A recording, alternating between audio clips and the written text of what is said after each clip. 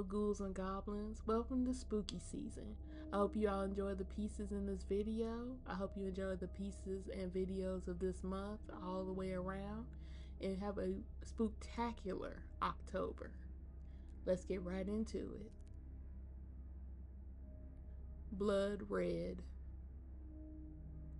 I never liked going to see my extended family. All of them were weird, I thought. Aunts, uncles, cousins, etc.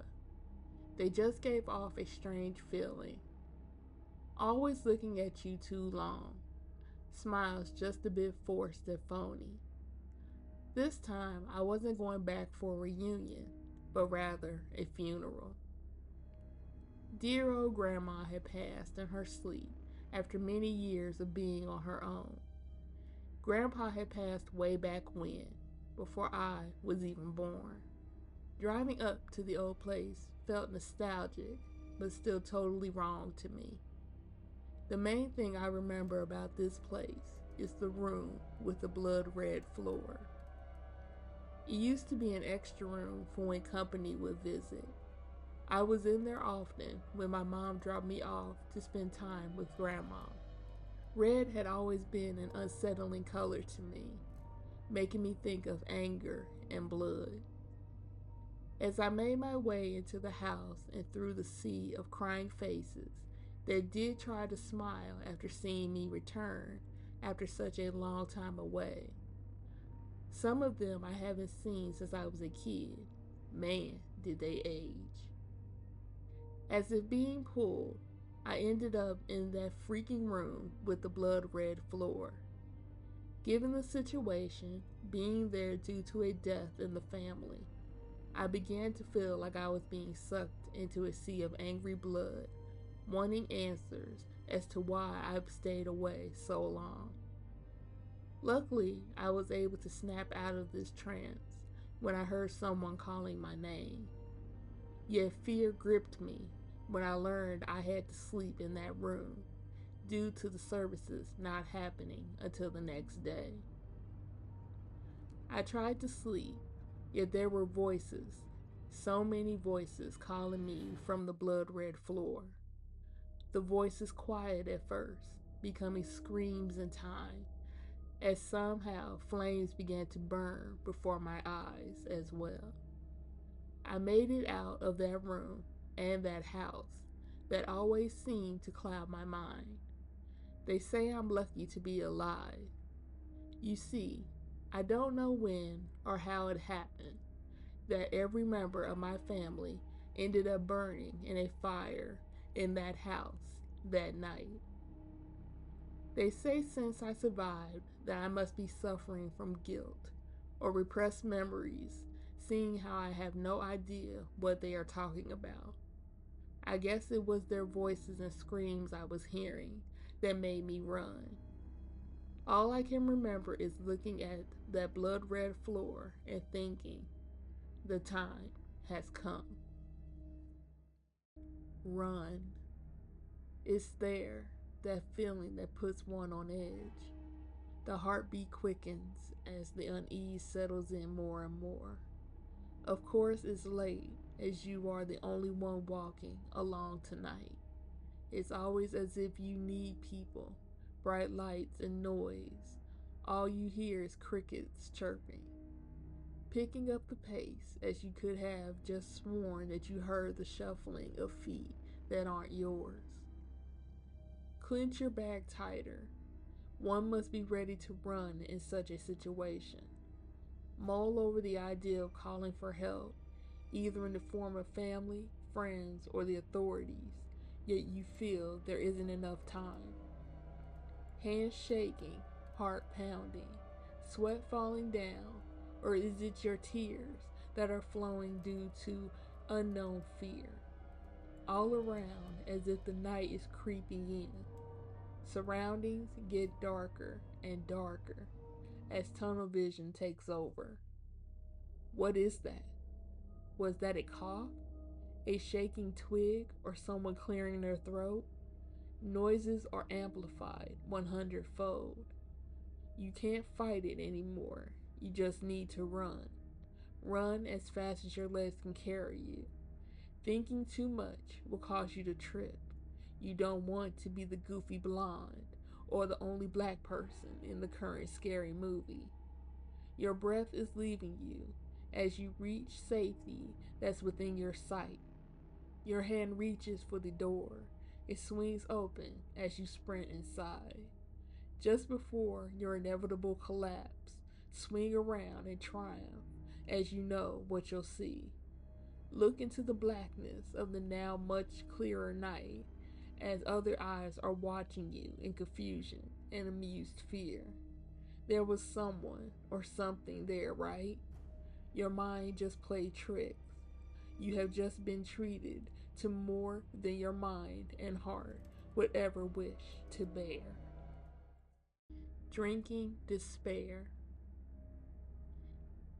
A once late night behind the cash register suddenly changed as a man runs in the door in desperation. His soiled coat hides a priest's clothing. I found out only after I ran to his side as he lay on the store's cold floor.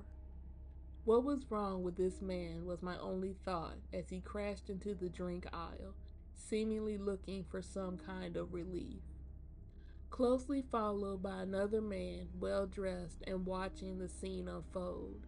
The man in the coat broke bottle after bottle, drinking down their contents, yet all the while looking at them as if he was drinking nothing. I watched in stunned silence this event unfolding until the man collapsed to the floor. He, the priest, was drowning in more than just the store's aisle of beverages he had consumed in less than a minute. I looked into his eyes as he tried to breathe, tried to take in air that was never going to come to him again. He looked back at me knowing that all I could do was sit by his side during his last moments, providing comfort, seemingly the comfort he lacked throughout his life. Once the priest passed, I looked to the aisle that was now in ruins. The nicely dressed man was still there.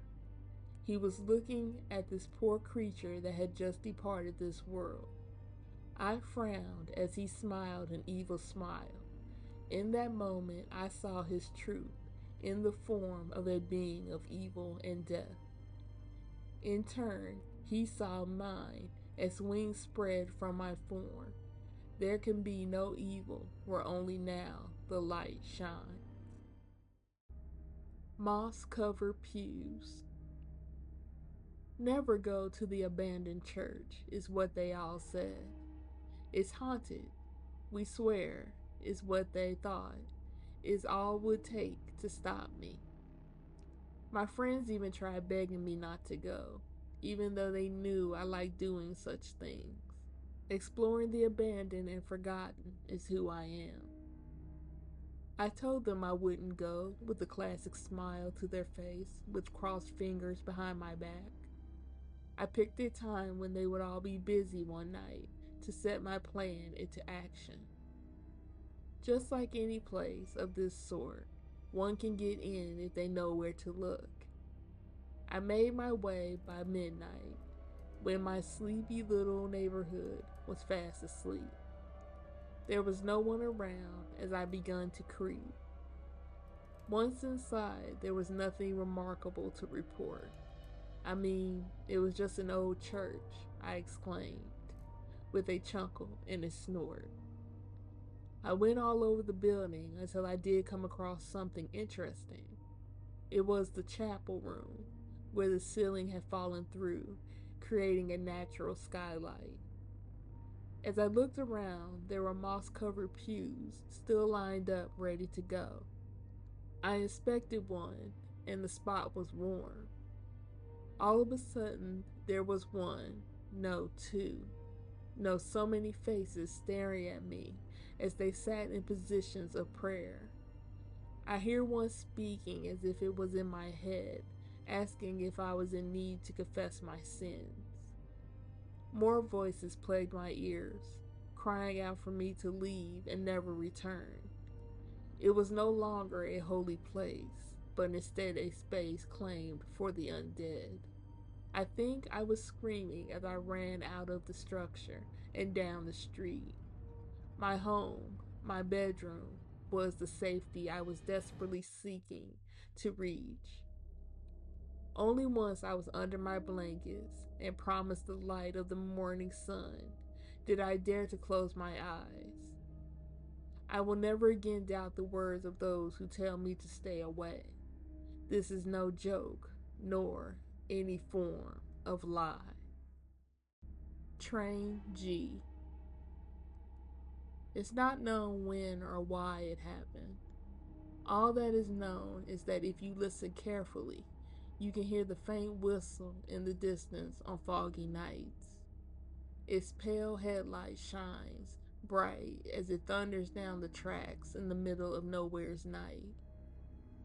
Many have claimed to watch it pass, faces pressed against the frosted glass. It was traveling in its own time from coast to coast across state lines. There was an accident believed to have taken the lives of all on board. Those who see it claim to watch the faces of many men, women, and children loudly cry out and mourn. The train derailed and then caught fire. Its wheels are now glowing flames as it's bound to go through hell and back. As if the devil himself not only claimed the souls of the passengers, but the very train itself. Hollow eyes seek your pity, your sorrow, your sympathy, and maybe even your company if you get too close. There have been those who have gone missing around these tracks, believed only to be seen again as fresh arrivals, calling out to the living for help, never to be heard again. A haunting whistle upon the night air, a ghostly conductor asking for passengers' tickets for a trip to eternity and beyond. So much will remain a mystery about the train of lost souls, labeled G, for going, gone. Feeding. Wow, your land looks so lush and green. How have you kept it so fertile for so long, even through the harsh weather years? Just been lucky, I guess. There's an orchard in town that is called Eden. It's called this due to the land always being lush and green. The crops are always the best and fetch the best price and prizes. The man who owns and tends this land is getting old again, they say. What do you mean by again? Is what I bet you're all thinking? I mean what I say, again. The old farmer is a man known as Noah. They say he's lived on this land for many, many years. Sometimes he has a companion, but mostly he's been alone. The town in this part of the little world has had many generations come and go. With each one, the man ages and then comes back renewed once again. Either he thinks no one notices or he just doesn't care, but we all have seen it. Yet no one knows his secret to eternal life. Some say it's the land, and as long as he cares for it, then he will live on.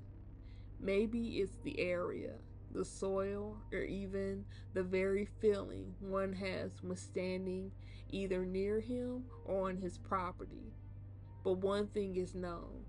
Under each full and new moon, he has been heard to say, "It's time once more. The orchard needs feeding." Full moon. Walking past the hall window, there is seen a glimmer out of the corner of one's eye. A bright pale diamond is rising, hovering among the clouds in a slowly clearing night sky. Bright and round thoughts of childhoods, man on the moon, or is made from cheese, fill the heart. Stare on in wondrous awe and amazement at the radiant pale flowing moonbeams. 3 nights in a row, always at the same time, you can catch one's attention and they just have to stare. The mind begins to wander to trick-or-treat themes of a Halloween story time of year coming to share. Visions of ghouls and goblins and witches flying high on a night such as this. Full are your dreams as well as your influence on nights such as this. Soon you'll disappear for nearly a few weeks at a time. With each phase in your life cycle, more of you will emerge brighter than before. Lost orphan. There's something or someone there in that place. A historic building plagued by misfortune. The children can feel it, or them, everywhere. There are more than living children's voices playing, giggling, and speaking in long days and nights. She is the most active one to speak of, always wanting to tell her story, always seeking that which she wanted from her short life and sadly wasn't meant to be. Her life was extinguished in one of the building's many fires, yet her light refuses to go out. The most recent time, so many claim to have seen her, even spoken to her as they saved her from the blaze. The building was burning and she was the only one to survive. They found her among the ashes under the stairs that led to a closed-off room no one ever spoke of. She claimed her friends were inside, so those who saved her went on in to investigate further. So many of them were found that night. Little bodies, thought to have been lost to time, were finally given a chance to be freed. Once they were discovered, the young girl's spirit disappeared. So many left to wonder if what they experienced was at all real. All that could be concluded was that a case of history could now be marked as solved. She made it so that her friends, both alive and past, would be saved. I hope now she can rest in peace and move on. Mausoleum crumbling. In the night, so many have visited this place over time, a shrine of a way of life once known about, but always have been kept in the shadow. Wishes and prayers to the one laid to rest here come and go daily. At night, candles near this structure flicker as though the breeze flames dance in the moonlight. Once a grand specimen made of black oak and onyx marble, now worn holes and creeping vines of ivy are in its decoration. Wipe away some dust and a bit of His Majesty still remains. Just like a genie's bottle, it needs some TLC in order to be alive once again. Yet for those who know, its aura is ever alive. Listen in the night as you walk by. There are always voices coming from its general area, chanting of spells, curses, prayers, and more make up most of the conversation each night. This place holds great power for the one laid to rest within its walls, held such gifts in life. There are always those seeking her secrets as well as begging for mercy from beyond the grave. Listen to the parties as they pass on by during most sunny days. All those who come show their utmost respect and awe. For if you don't, and you dare to mistreat this place of holy renown, she, as well as her followers, will be waiting for you to return.